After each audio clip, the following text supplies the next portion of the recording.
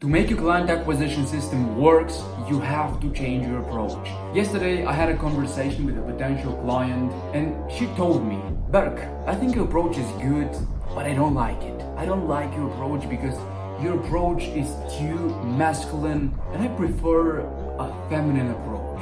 Then I asked her, so how do you define this feminine approach when it comes to client acquisition? And she told me, I want clients to come naturally to me. And I was like, do you expect that you'll be laying on your bed and clients will fall out of the sky? That's not how things works. Obviously, I was not too dramatic on the sales call, but I told her that expecting clients to fall out of the sky if you just do nothing, if you lay on your bed all day, it's a delusion. And then I realized that there are many coaches who think like this. They think that clients will just come to them, they prefer this more natural feminine approach, people to approach them and to just give them money. Hey, here you my money. I want you to help me. Here's my money. That's not how things works. She thought my masculine approach is masculine because there was too much data. Like I made a post on Facebook just by sharing all of the data with my client acquisition system, with the appointment booking ratio, with deposit reply rate, literally everything. I exposed my entire acquisition system with all of the data and metrics. And this is when she said,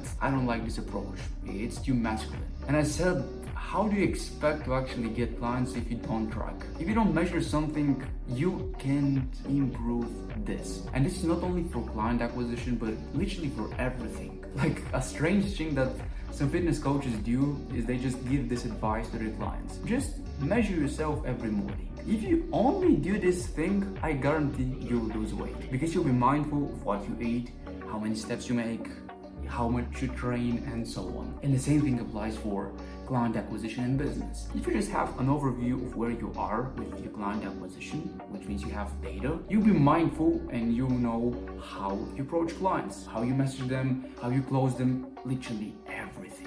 But advice I want to give you, I hope you're smart and you take this advice and you not go in this rabbit hole just thinking that clients will fall out of the sky just by you laying in your bed, is simply to be adaptable.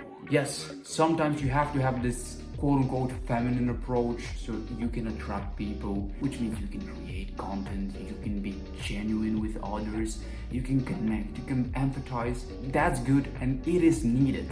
But you have to also be malleable, your character and change. You have to enter this masculine role where you can lead the conversation if you're on sales calls, where you can track data and metrics. You have to be adaptable if you want to succeed. And this is something that Charles Darwin himself realized with his evolutionary theory when he said, it's not the smartest, the strongest, the most intelligent who survive, but it's the most adaptable. And the same thing is with business. It's not the smartest, the strongest, or whatever kind of coach that survives. No, it is the one who can adapt. And in this case, you want to adapt your approach based on a certain scenario that you are. You can succeed only with a feminine approach, like that's how she called it, and you can succeed only with a masculine approach. You have to change and you have to adapt.